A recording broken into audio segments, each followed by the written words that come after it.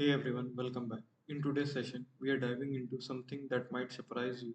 We all know how to join tables using on clause in SQL with a simple equal to sign.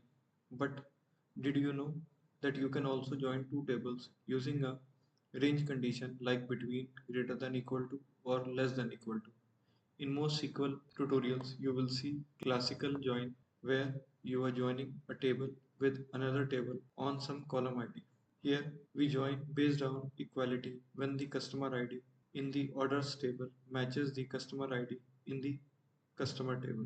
That's called an equi join and it's super common. What if your use case doesn't involve exact numbers? What if you need to join a value that falls between a range of values? That's where range join or non-equi join comes in.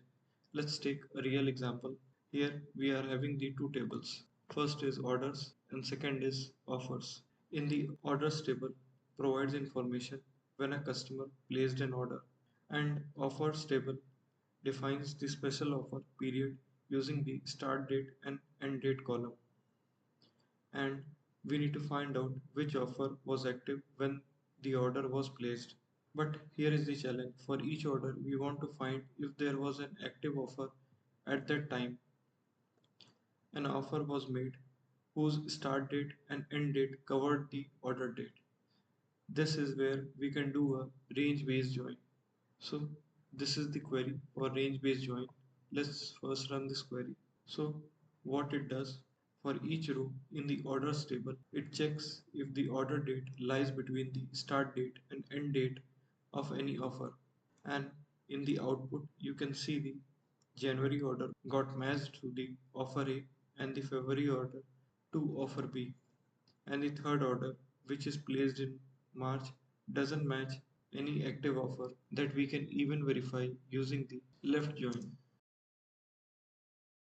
So here you can see the order which was made in March doesn't join with any offer ID being present. So this is not the typical equal to join. This is the non-equi join, meaning the join condition is based on the comparison like greater than equal to, less than equal to, or between. This works great for time-based join, example active promotion, user session, etc. or interval overlap like room booking, shift timing, etc. And yes, it's fully supported in all the major SQL engines. Now the quick warning is range join can be expensive on the large dataset. Why?